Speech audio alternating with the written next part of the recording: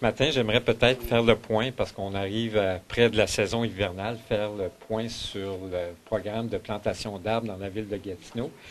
En fait, au tiers de l'échéancier, soit 1 an et demi après le lancement du programme, je suis heureux d'annoncer que 90 000 arbres ont été plantés à Gatineau. L'objectif du départ de Verdir Gatineau en plantant 100 000 arbres jusqu'en 2009. Donc, on peut dire qu'on est très, très près de l'objectif 1 an et demi après. Nous sommes fiers d'avoir devancé ces échéanciers-là.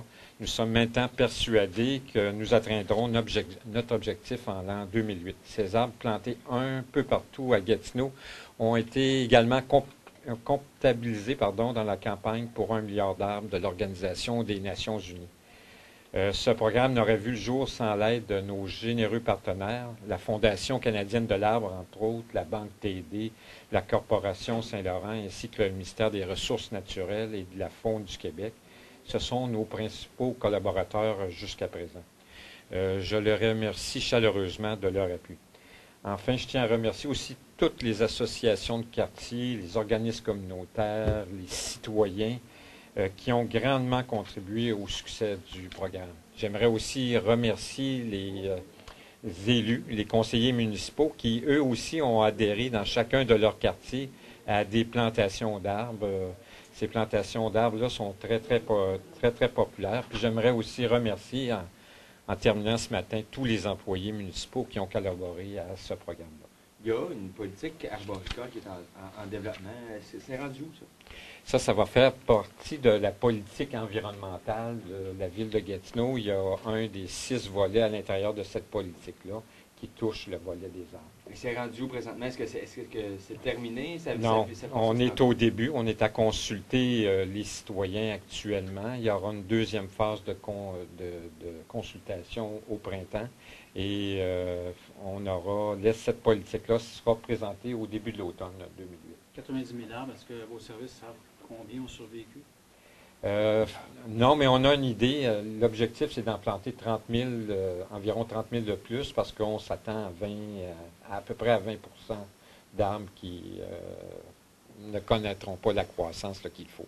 Qu'est-ce que ça change concrètement d'avoir des arbres comme ça? Est-ce que l'objectif ultime, c'est d'enjoliver la ville? C'est de paraître une ville verte par rapport aux autres? Ce programme de plantation d'arbres a été repris par la ville d'Ottawa, la ville de Laval en a un. La plupart des grandes villes maintenant ont des programmes comme celui-là. Et c'est pour aussi les gaz à effet de serre, 100 000 arbres, quand ils seront rendus matures, ça sera des économies importantes pour les gaz à effet de serre. Est-ce qu'il va rester de la place pour d'autres arbres à planter par après, ou si après ce programme-là, ça va être fini, on ne plante plus d'arbres? Non, c'est sûr que si on a des partenariats qui se poursuivent, et il n'y a rien qui indique à ce stade-ci que les partenariats vont cesser, on va toujours continuer le programme. C'est un programme qui est très, très mobilisateur pour la communauté, et on a des partenaires financiers qui y participent. Quel secteur qui a été le plus touché, dans lequel on retrouve le plus de nouveaux arbres? Je dirais que c'est, je vous dis ça, je n'ai pas le détail, là, mais je crois que c'est le secteur de Gatineau et le secteur d'Elmer. Le secteur d'Elmer, par la plantation massive qu'on a faite dans la forêt bouchée et dans plusieurs endroits dans Elmer. Et dans Gatineau, parce qu'on a eu une plantation d'arbres importante de 40 000 arbres aussi au lac Beauchamp. Donc, qu'est-ce qu'il resterait à faire dans la ville de Gatineau? Il reste comme un 30 000 arbres à planter. Ça va être où, ça? Ça va être un peu partout, dans les différents parcs de la ville de Gatineau.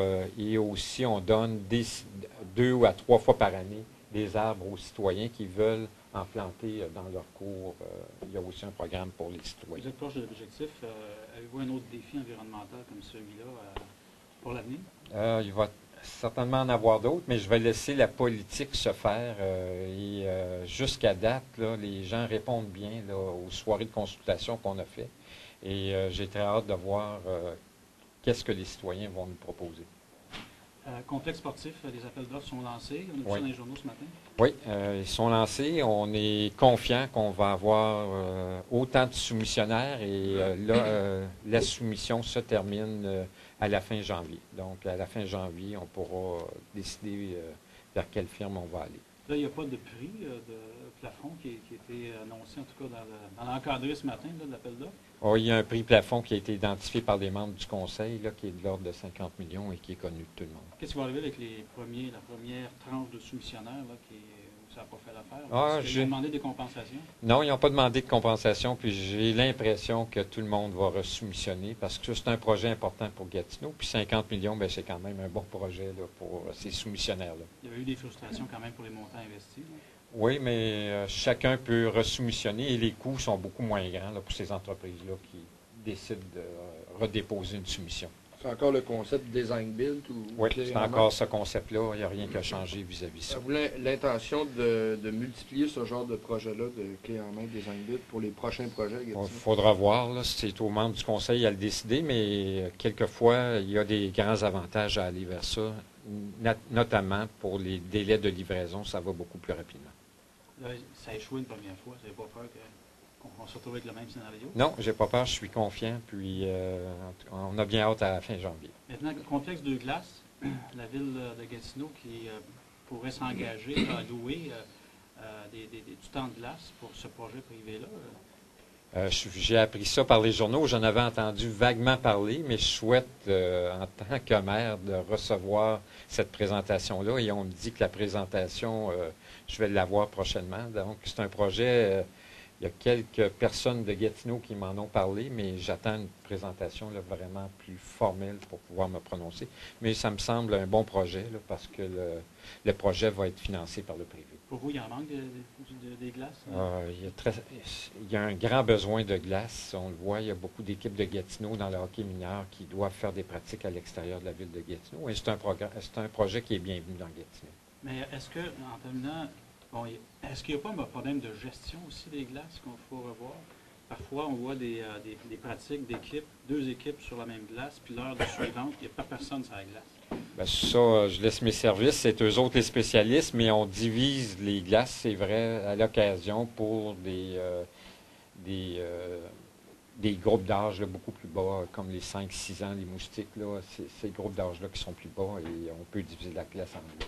Mais on tente aussi qu'il n'y ait jamais d'heures de glace de libre, surtout dans les moments forts.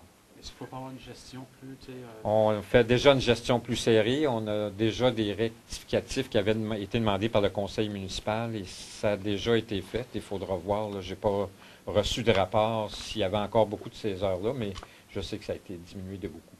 Merci beaucoup.